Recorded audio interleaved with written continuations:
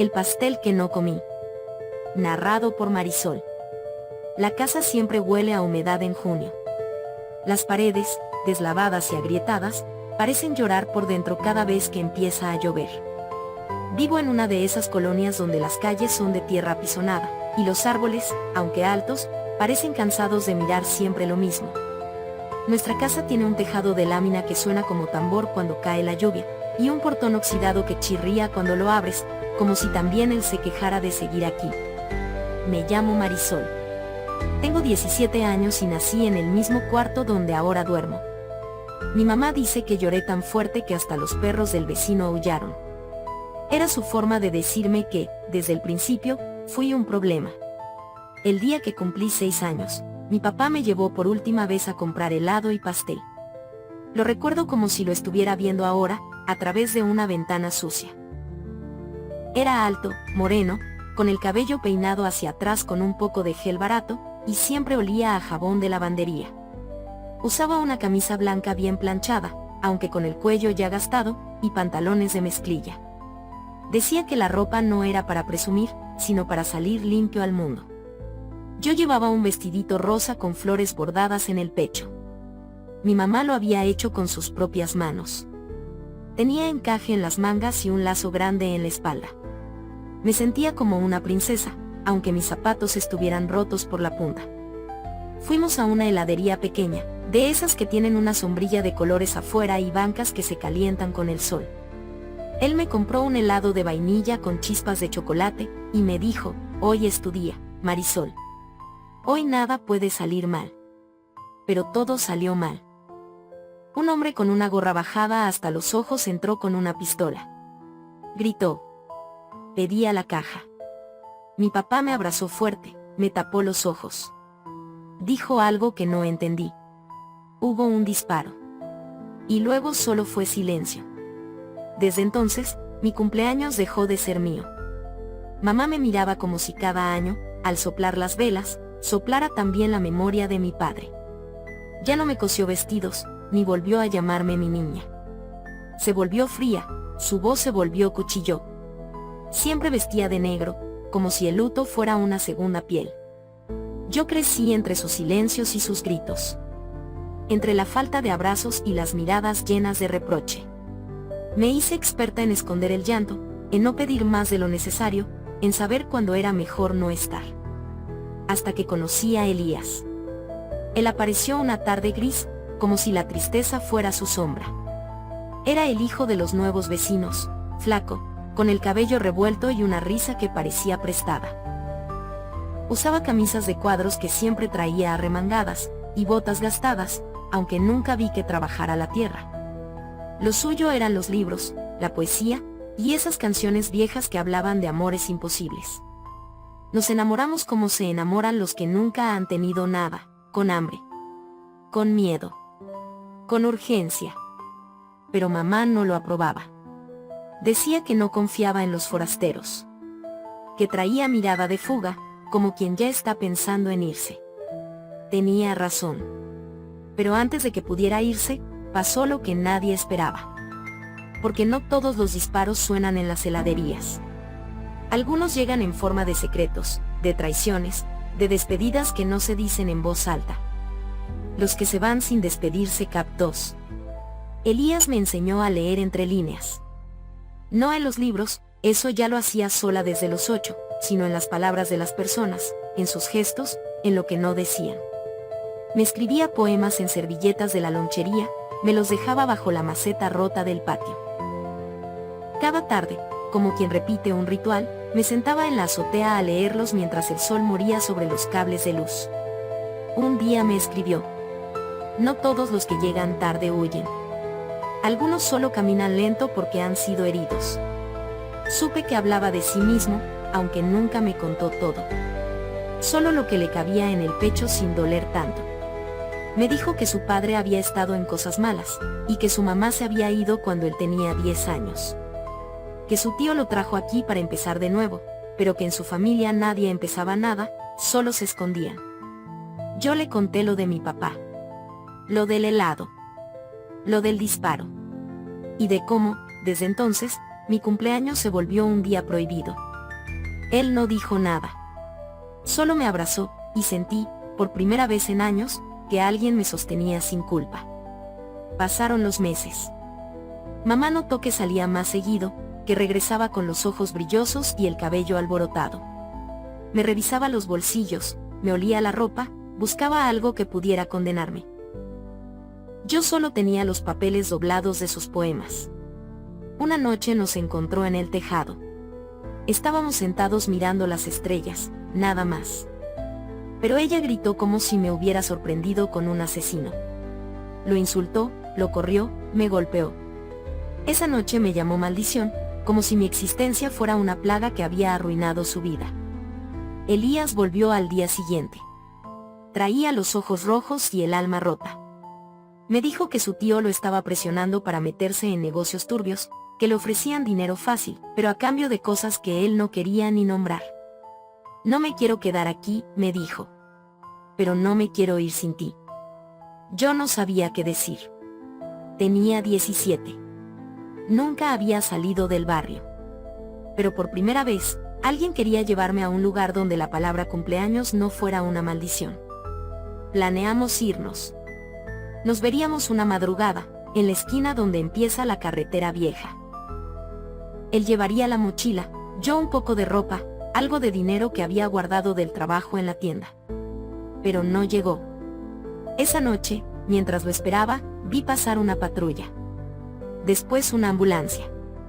Luego vecinos corriendo. Mi corazón supo antes que mis ojos. Lo encontraron a 2 cuadras, en un callejón. Alguien lo golpeó hasta dejarlo irreconocible. Dijeron que fue un ajuste de cuentas, que seguro andaba en cosas malas. Pero yo sé que fue su tío. Lo sé en el mismo lugar donde sentí que él me amaba. Mamá no dijo nada. No me abrazó. Solo cerró la puerta con doble llave esa noche y nunca más volvió a mencionarlo. Desde entonces, los días pasan como hojas en blanco. A veces todavía subo al tejado. El viento trae su voz entre los árboles, entre las hojas. Me dejo llevar. Hoy cumplo 18. Y escribo esto como quien deja un testamento invisible, como quien guarda en palabras lo que no pudo tener en la vida. Porque sí, fue un amor trágico. Pero fue amor. Y eso es más de lo que muchos pueden decir. Capítulo I, donde el amor no alcanza. Dicen que el tiempo todo lo cura. Mienten. Lo único que hace el tiempo es enseñarte a disimular la herida. Aprendes a sonreír con la costra puesta, a vestirte de persona normal mientras por dentro sigues sangrando. Yo aprendí a sobrevivir, pero no a sanar. Pasaron 4 años desde que mataron a Elías. 4 años desde que me prometí que no volvería a enamorarme. No porque no creyera en el amor, sino porque entendí que, en mí, el amor se pudre. Se rompe. Se muere. Logré salir de ese lugar. No fue fácil. Trabajé doblando ropa en una tienda de segunda, limpié casas, vendí empanadas en la terminal. Todo mientras juntaba para alquilar un cuartito en otra colonia, más lejos, donde nadie supiera quién era Marisol, la de la tragedia. Allí, entre paredes húmedas y sin ventanas, volví a empezar. Cuando por fin tuve lo justo, volví por mi madre. La encontré más flaca, más gris. Su cabello, ya blanco, estaba recogido en un chongo que parecía hecho con rabia. Me miró como si yo fuera una visita indeseada. ¿Ahora sí vienes? ¿Vienes a llevarte lo poco que queda?, me dijo. No le contesté. Solo le mostré las llaves del cuarto nuevo. Le dije que la quería conmigo. Que no debía vivir sola. Ella suspiró, como si la vida le pesara, como si mi presencia fuera una carga más que debía arrastrar. Aceptó. Ahora vive conmigo. O más bien, vive en mi espacio. No hablamos mucho. Yo salgo temprano a trabajar en una cafetería, y ella se queda en casa, mirando la televisión sin volumen, murmurando cosas que nunca alcanzo a entender. Hay días en que la escucho rezar, otros en los que le grita al vacío. Y a veces, las peores veces, me mira a los ojos y me dice: eres una maldición. Todos los que te aman, se mueren. Como tú, padre. como ese muchacho. Como yo, que sigo viva pero por dentro ya estoy muerta. Al principio me dolía. Ahora solo me arde, como una herida vieja cuando cambia el clima. No tengo amigos. No invito a nadie a casa. Los hombres que se acercan los espanto con silencio, con frialdad, con evasivas. Una vez, uno de los clientes de la cafetería, un muchacho amable, con libros en la mochila y una sonrisa honesta, me invitó a un café. Yo solo le dije: no me mires así. No soy de las que salvan. Soy de las que arrastran. No volvió a insistir. Y está bien así. Prefiero el frío al fuego que me quema. Prefiero estar sola que enterrar otro pedazo de corazón. A veces, cuando mamá duerme, o parece dormir, saco la caja de los poemas que me escribió Elías. La guardo bajo mi cama, en una cajita de madera que decoré con flores secas. Los leo en voz baja, como si fueran plegarias, como si al repetirlos pudiera devolverle la vida. Y lloro. Pero ya no me escondo para hacerlo. Capítulo 4. Lo que florece entre ruinas. Cuando empecé a trabajar en la cafetería solo limpiaba mesas y servía pan. Nadie me miraba 2 veces. Me gustaba eso. Pasar desapercibida era una forma de protección. Pero con el tiempo, la dueña, doña Eloísa, una mujer robusta y de voz ronca que olía a café tostado, comenzó a confiar en mí. Me enseñó a preparar capuchinos, a manejar la caja, a elegir el pan del día. A los pocos meses, ya abría el local sola cada mañana. Me dejaba contar la ganancia y hasta hacer pedidos. Tienes manos firmes y cabeza clara, me dijo un día. Si sigues así, en un par de años podrías tener tu propio negocio. Yo solo asentí. No supe qué decir. Nadie me había hablado así desde nunca. Usé mis ahorros para tomar un curso de repostería por las tardes. Aprendí a hacer tartas, pasteles suaves, con frutas frescas y crema de vainilla. Y con cada receta nueva, con cada hornada, sentía que algo dentro de mí también se cocía, algo que no dolía, algo que alimentaba. Hasta que llegó él. Se llama Julián. Empezó a ir a la cafetería cada miércoles, siempre pedía lo mismo, café americano sin azúcar, y una rebanada de la tarta de limón que yo preparaba. Me dejaba propina aunque yo no fuera quien lo atendía. Me miraba como si supiera que yo era la que la horneaba. Una tarde me dejó una nota junto a la taza. Este sabor me recuerda que lo dulce también puede ser real. Gracias. No supe cómo reaccionar. Lo observé desde la barra. Era más joven de lo que pensé al principio. Tenía barba de algunos días, camisa de lino remangada y libros bajo el brazo. Siempre libros. Hablaba bajo, con calma, como si sus palabras no tuvieran prisa. Empezamos a hablar. Primero fue sobre postres, luego sobre música, luego sobre la ciudad. Un día me preguntó por mi historia. Le mentí. Le dije que mi padre murió en un accidente y que mi madre estaba enferma. Que por eso vivíamos juntas. ¿Y tú? Le pregunté. Yo también vengo de cosas rotas. Pero las cosas rotas, si se cuidan, no se pierden, me dijo. Quise creerle. Parte de mí quería aferrarse a esa posibilidad. Pero otra parte, la más fuerte, gritaba que no debía confiar. Que si lo dejaba entrar, el mundo me lo quitaría también. Esa noche, al llegar a casa, mamá me esperaba en la mesa. Había encontrado la nota que Julián me dejó. No preguntes cómo. Siempre encuentra la forma. ¿Otra vez con tus tonterías? Me dijo sin alzar la voz, pero con veneno en cada letra. ¿Vas a matar a otro hombre ahora? ¿A eso te dedicas? ¿A ilusionarlos para después arrastrarlos a tu sombra? Sentí como si me hubieran golpeado en el estómago. Cerré los ojos. Respiré hondo. Ya no era una niña. No tenía por qué callar. Tú estás viva, mamá. Y él también. A Elías no lo maté yo. Ni a papá. Ya basta. Se hizo un silencio tan denso que se podía cortar con cuchillo. Ella bajó la mirada. Nunca lo había hecho. Me encerré en mi cuarto, y por primera vez en años, dormí sin miedo a sus palabras. Me sentí fuerte. Frágil, sí, pero firme. Como una flor que brota en medio del concreto. Julián volvió al día siguiente. Me trajo un libro de cuentos. Lo dejó en la barra sin decir nada. En la primera página había una dedicatoria. Para la mujer que hornea belleza. Cuando estés lista para creer, aquí estaré. Aún no le respondí. No sé si pueda. Pero por primera vez, quiero intentarlo. Y eso, para alguien como yo, ya es un milagro. Porque llorar no es debilidad. Es recordar que sigo viva. Aunque amar, ya no se me dé. Capítulo 5, La herencia del miedo. El libro de cuentos se quedó días en mi mesa, sin abrir. Lo miraba como quien ve una puerta cerrada sin decidirse a cruzarla. Lo abrí una madrugada, cuando mamá roncaba en su cuarto y la ciudad estaba en silencio. Leí uno, luego otro, y me sorprendí llorando al tercero. No por la historia, sino por lo que significaba que alguien me hubiera regalado algo tan simple y limpio. Eso me asustó. Cuando Julián volvió a la cafetería esa semana, ya no pude fingir más. Le dije que necesitaba hablar con él. Le pedí que esperara hasta el cierre.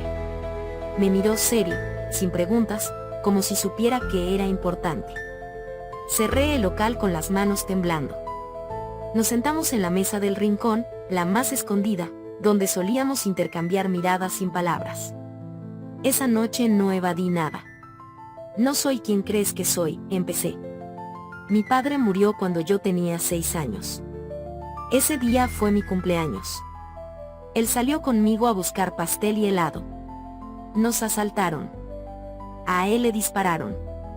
Yo quedé con el helado en la mano y la culpa en el alma. Julián no dijo nada.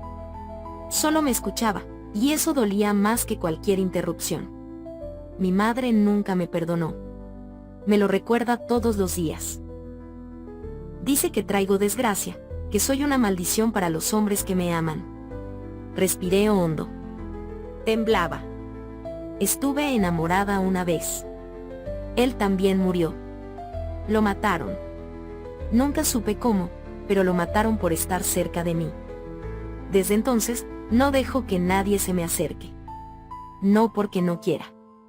Es porque tengo miedo de que si me quieren, también se rompan. Julián bajó la mirada. Apretó los labios. No sé si lo que tengo contigo es amor, le dije. Pero sí sé que podría llegar a serlo. Y eso me da más miedo que todo lo demás. Me levanté. Vete, Julián. Por favor. Antes de que esto te toque. Salió sin decir una palabra. Solo dejó el libro sobre la mesa.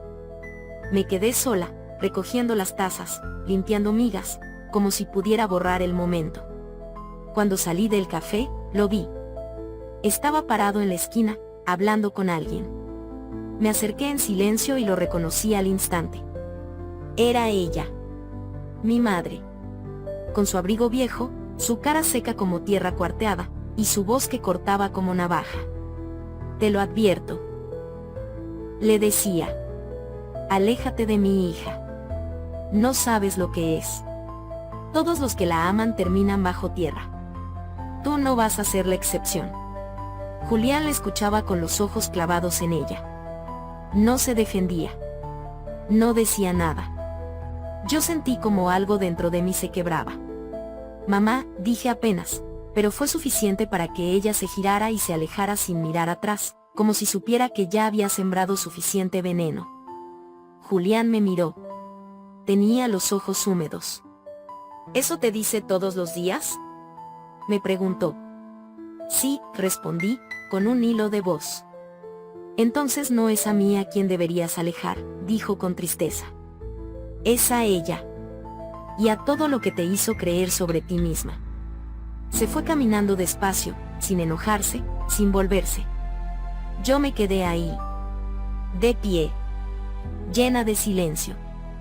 Por primera vez, no sabía si tenía más miedo de perderlo, o de creerle. Capítulo 6. No me voy a ir. Narrado por Julian. La primera vez que vi a Marisol, pensé que era una sombra bonita. No de esas que dan miedo, sino de las que protegen del sol. Silenciosa, concentrada, como si su mundo interior fuera un sitio sagrado donde nadie tenía permiso de entrar. Pedía café sin hablar mucho. La veía preparar las tartas con una delicadeza casi religiosa. No sabía nada de su historia, pero algo en su forma de estar me gritaba que estaba hecha de pérdidas. Y sin embargo, había belleza en su forma de existir. En sus silencios, en la manera en que acomodaba los platos como si el orden le diera paz. Le dejé una nota. Un elogio torpe. Pensé que no me respondería. Pero lo hizo. Con sus ojos primero. Luego con sus palabras. Y por último, con su historia. Esa noche, cuando me pidió que esperara, yo ya sabía que algo importante iba a pasar.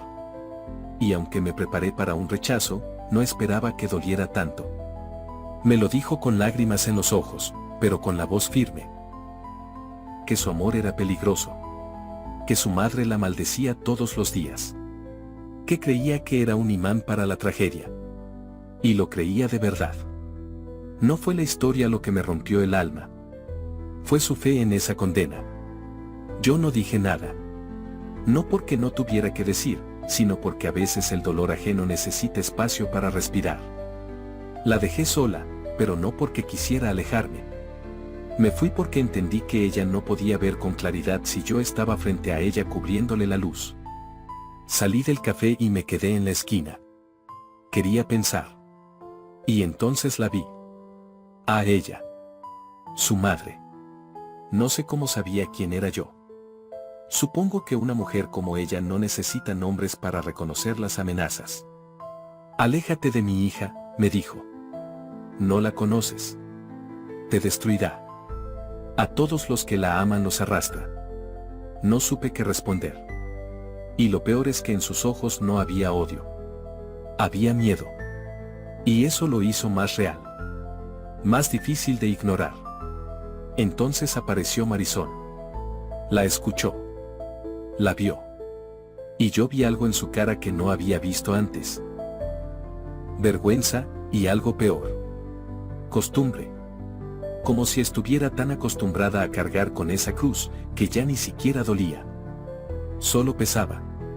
¿Eso te dice todos los días? Le pregunté. Asintió. Y yo lo supe con toda certeza. Ella no es la maldición. Ella es la herida. Y su madre, el eco que no la deja cerrarse. No es a mí a quien deberías alejar, le dije. Es a ella.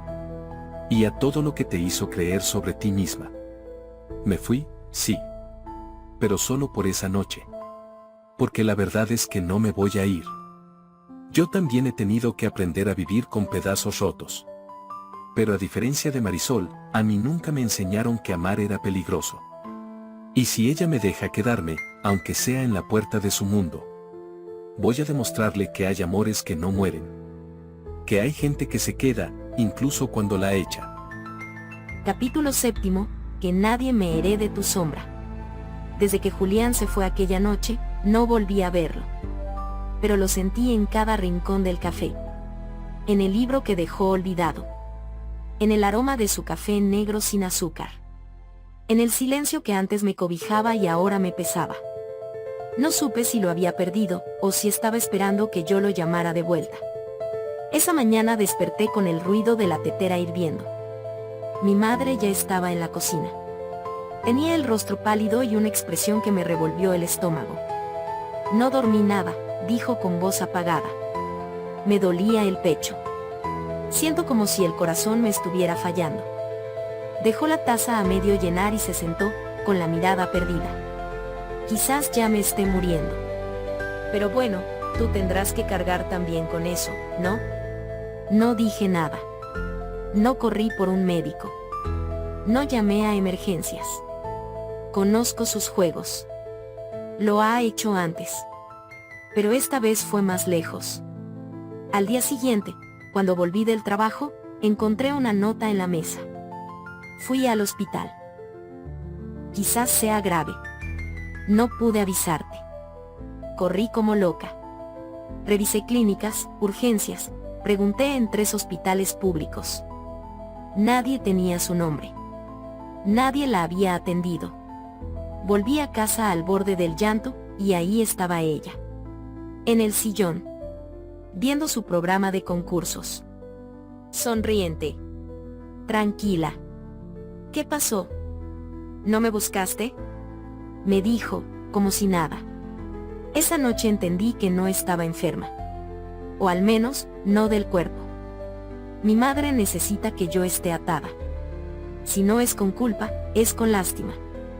Si no puede tenerme por amor, me tendrá por miedo. Y esa ya no soy yo.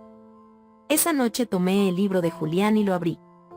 Había una servilleta dentro. No la había visto antes. Era su letra.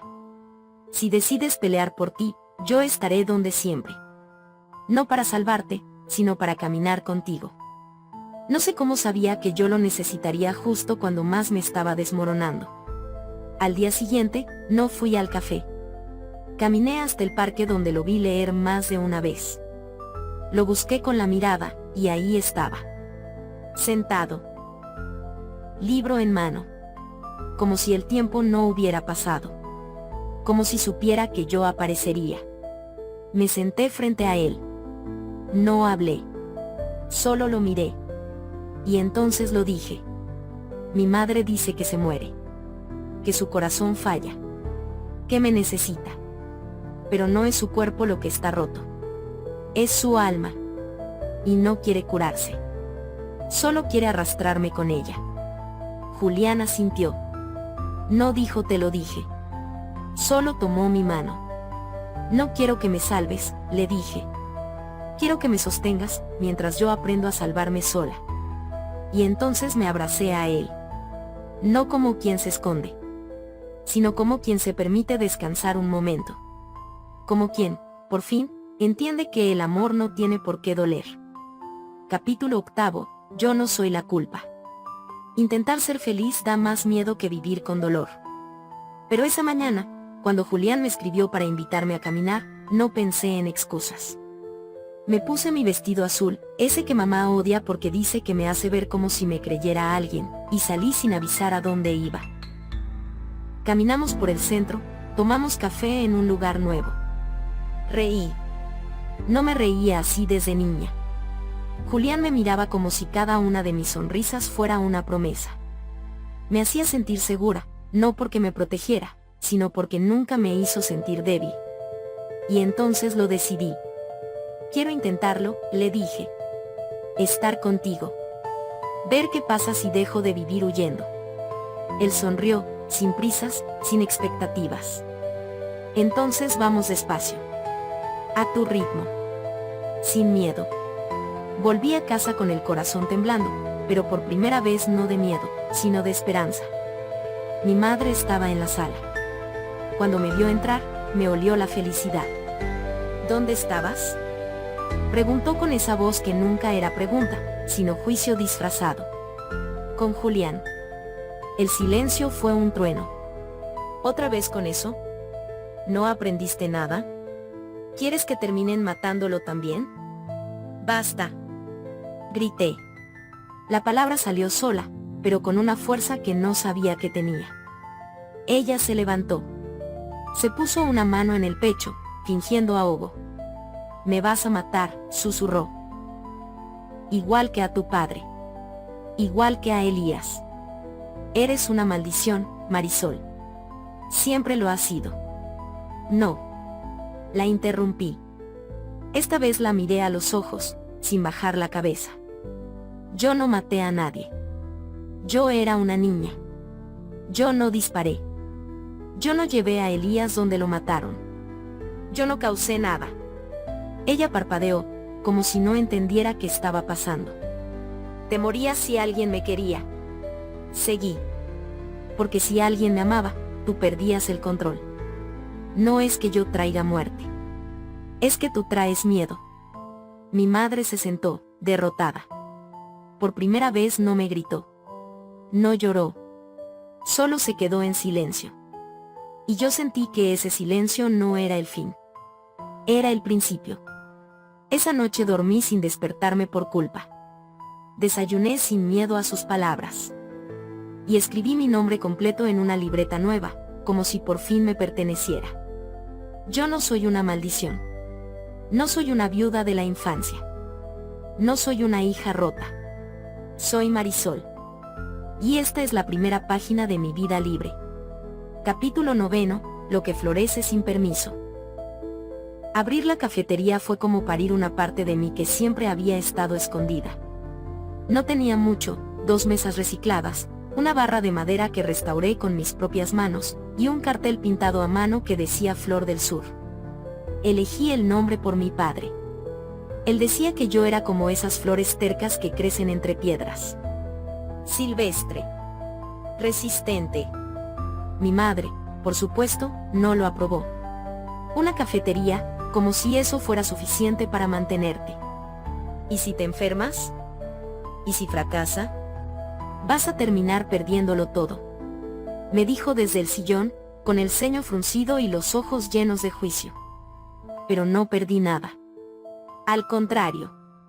Con cada cliente nuevo, con cada café servido, con cada noche que cerraba las cuentas yo sola, sentía como recuperaba un trozo de mi alma. Julián estaba ahí desde el primer día. Llevó flores para la inauguración. Me ayudó a colgar los estantes. Repartió volantes con una sonrisa de esas que desarma a cualquiera. Y, aún así, mi madre lo miraba como si fuera una amenaza. Ese hombre solo quiere aprovecharse de ti. Como todos. Ya verás.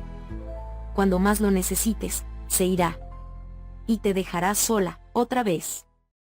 Como tu padre. Como Elías. Pero él no se fue. Una noche, después de cerrar, le pregunté por qué se quedaba. ¿Qué ganaba al cargar con mis cicatrices? Julián se quedó callado un momento. Luego me miró con una franqueza que dolía. Porque yo también tengo sombras, Marisol. Perdí a mi hermana en un accidente y nunca me lo perdoné.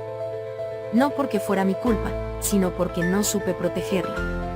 Y durante años busqué redimirme cuidando a personas rotas, esperando que una me salvara a mí. Pero contigo es distinto. No quiero salvarte. Quiero verte sanar.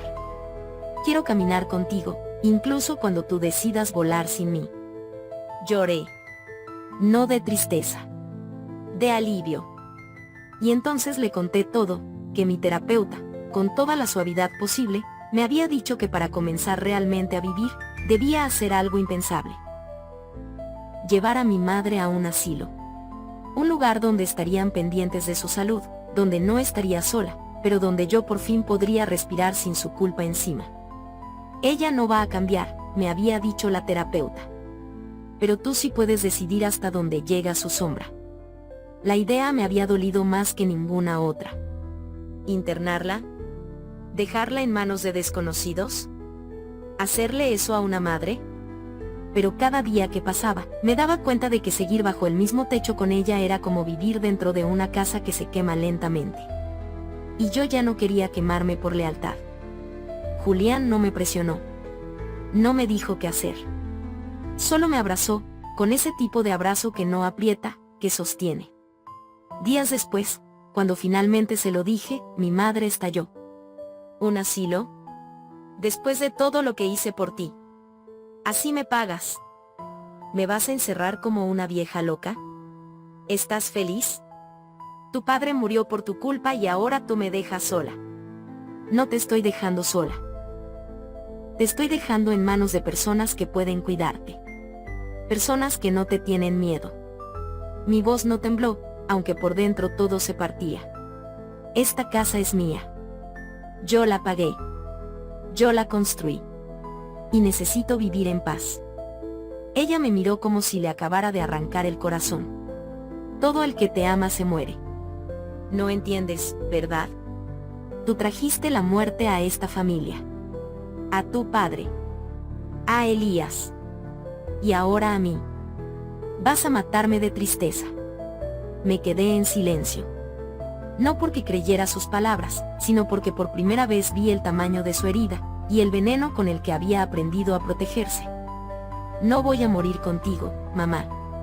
Pero tampoco voy a seguir muriendo por quedarme. Y esa fue la última vez que discutimos en esa casa. Esa noche dormí sola, pero libre. Julián me acompañó en silencio. Me abrazó sin decir nada. Porque sabía que el amor no salva, pero acompaña. Y yo ya no era la niña culpable de un cumpleaños trágico. Era la mujer que había decidido florecer, aún sin permiso. Capítulo 10. Las raíces del miedo. Un día antes de llevar a mi madre al asilo, la vida decidió ponerme a prueba otra vez. Era una tarde lenta. El cielo se cubría de nubes y el olor a café llenaba la cafetería. Julián estaba detrás de la barra, riendo con una clienta. Yo anotaba cuentas cuando la puerta se abrió con violencia. Un hombre encapuchado entró apuntándonos con un arma. Todo el dinero. Rápido. El mundo se congeló. No podía respirar. Vi la escena como si tuviera 6 años de nuevo, el grito, la desesperación, el arma, la sangre. Julián se interpuso entre el asaltante y yo. Hubo un forcejeo. Un disparo.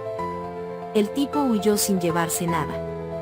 Julián cayó al suelo con una herida superficial en el brazo.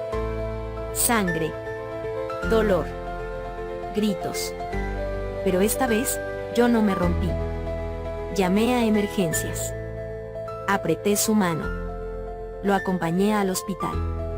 Y cuando él, con la voz débil, intentó consolarme, le dije: no es mi culpa. Esta vez sé que no lo es. Una semana pasó. No pude llevar a mi madre al asilo.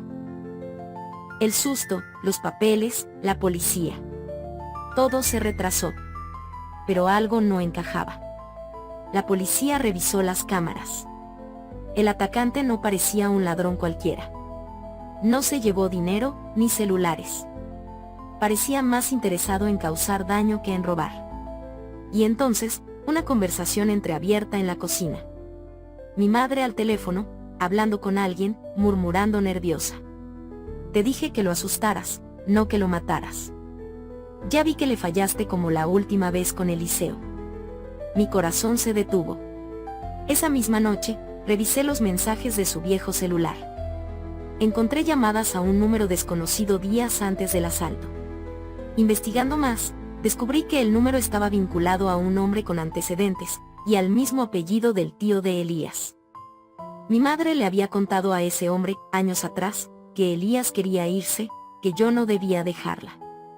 Y fue él quien, en una noche de borrachera, lo golpeó hasta la muerte. Ella no podía permitir que yo tuviera lo que ella había perdido por mi culpa. No fue el destino. No fue una maldición. Fue ella.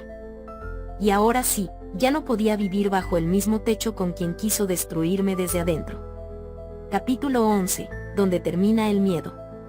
La noche que descubrí la verdad no pude dormir.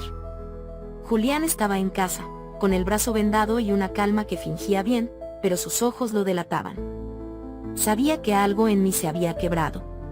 No por el asalto. No por la sangre. Sino por lo que descubrí después. ¿Estás bien?, me preguntó, en voz baja. Negué con la cabeza. No había palabras suficientes. No quería decirlo. Porque al decirlo, todo se volvía real. Fue ella, murmuré.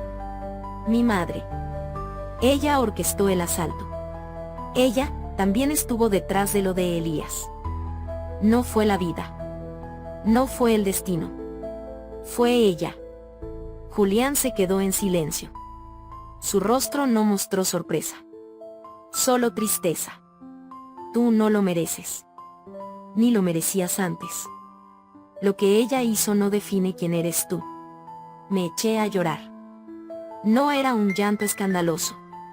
Era un llanto silencioso, de esos que queman por dentro.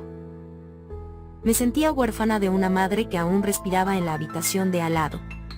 Al día siguiente, me levanté temprano. Preparé café para mí, té para ella. Y subí las escaleras con las piernas temblorosas. Mi madre estaba sentada en su silla, leyendo como si el mundo no se hubiera desmoronado. ¿Sabías que sobrevivió?, Le pregunté, sin rodeos. No levantó la vista. No era para matarlo, dijo, como si hablara del clima.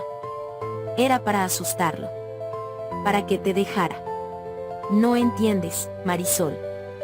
Yo no iba a permitir que tú te olvidaras de lo que pasó. De lo que perdiste por tu cumpleaños. Él no era tu final feliz. Me quedé paralizada. No por sus palabras, sino por la frialdad con la que las decía. No quiero que te mueras sola, mamá. Por eso te escogí un lugar donde te cuiden. Pero no vas a destruir lo poco que me queda. Lo que he construido con mis propias manos. Ya no más.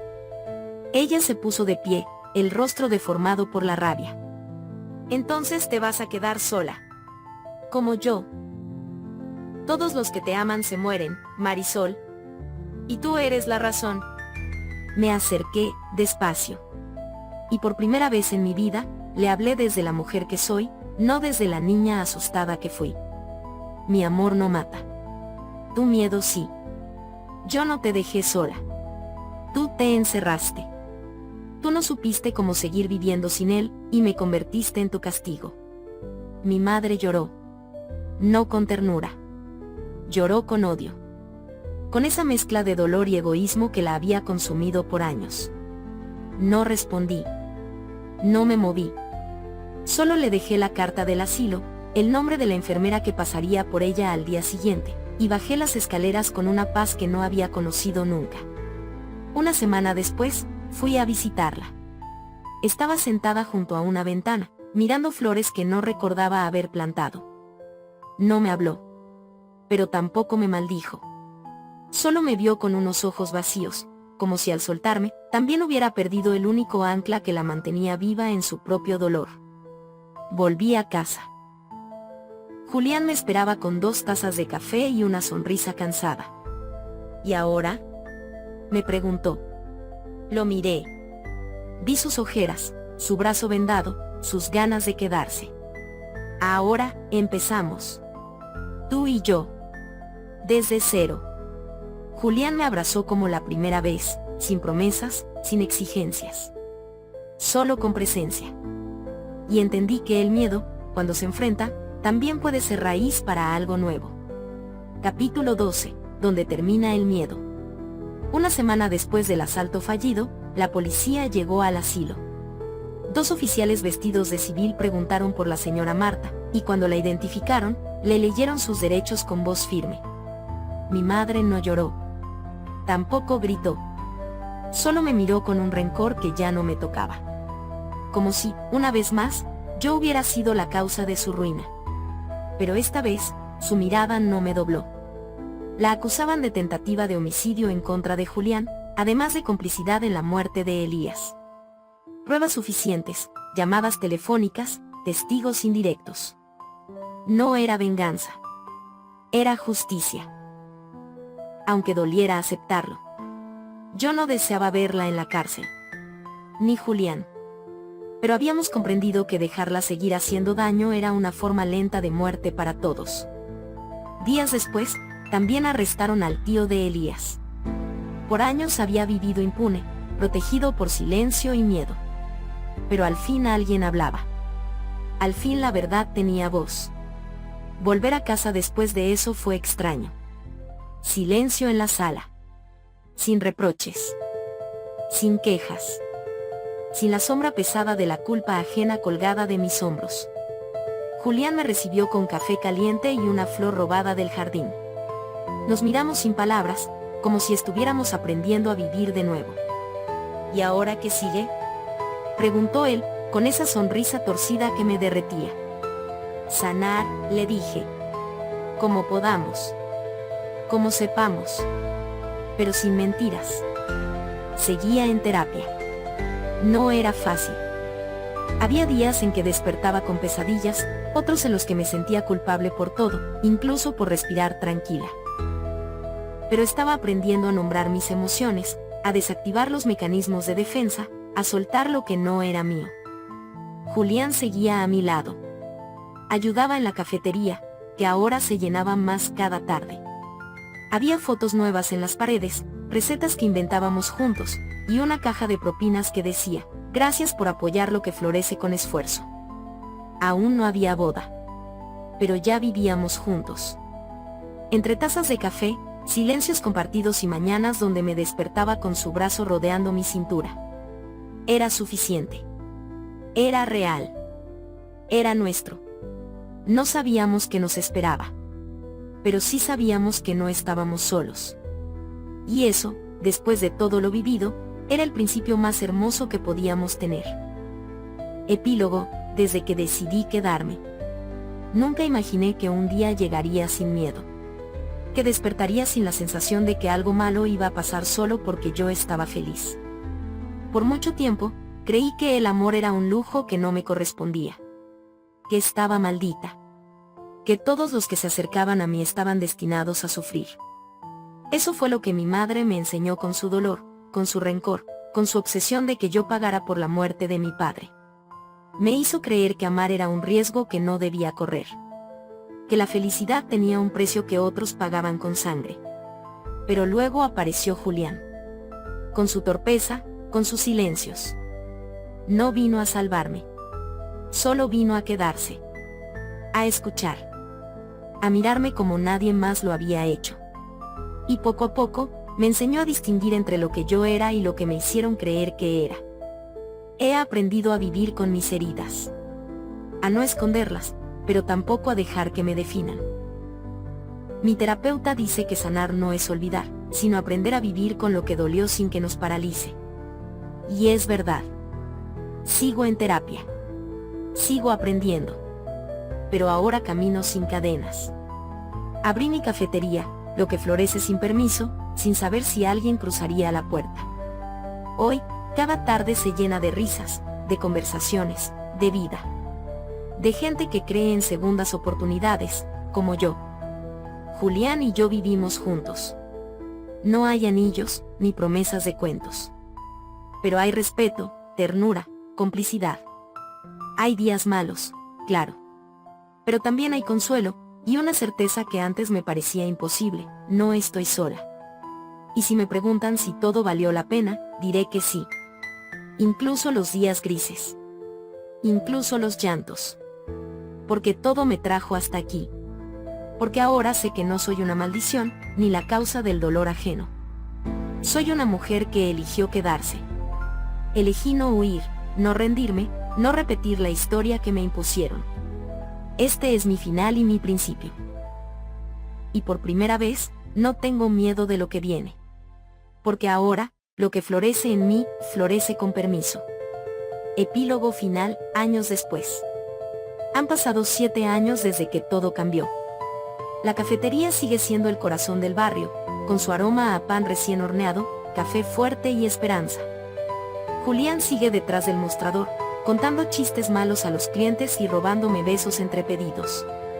Vivimos en una pequeña casa llena de plantas, libros y dibujos pegados al refrigerador. Nuestra hija, Alma, llegó como una promesa silenciosa. La adopté cuando tenía apenas 2 meses, y desde entonces, no ha pasado un solo día sin que le diga cuánto la amo. La abrazo cada mañana, cada noche, y muchas veces entre comidas. Le leo cuentos, le canto canciones inventadas, y cuando me pregunta por mi pasado, le hablo con la verdad, pero también con amor. No quiero heredarle mis miedos. Solo mis ganas de vivir. Mi madre murió hace un par de años. Sola, en el hospital del penal. Fui a despedirme. No con odio, ni con rencor. Solo con la certeza de que yo ya no vivía encadenada a su historia. Dejé flores en su tumba. También lo hago con la de mi padre. Y con la de Eliseo. No porque viva en el pasado, sino porque el amor también es memoria. Alma conoce sus nombres. Sabe que su abuelo le habría contado historias larguísimas y que su tío Eliseo le habría enseñado a volar papalotes. Los honra con dibujos que pega en las paredes del café, con su risa, con la libertad que yo tanto soñé para mí. No sé si alguna vez nos casaremos. No lo necesitamos. Lo que tenemos se construye cada día, con respeto, paciencia y ternura. Julián sigue siendo mi compañero, mi amor, y el mejor padre que Alma podría tener. Y yo sigo floreciendo. Sin permiso. Sin miedo. Y esta vez, por elección propia.